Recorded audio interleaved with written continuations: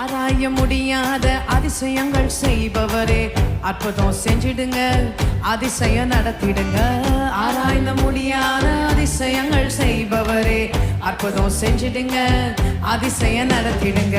இரட்டிப்பான நன்மையை தருவேன் என்று சொன்னீங்க, இன்றைக்கே தந்திடுங்க, இப்பவே தந்திடுங்க. இரட்டிப்பான நன்மையை தருவேன் என்று சொன்னீங்க, இன்றைக்கே தந்திடுங்க, இப்பவே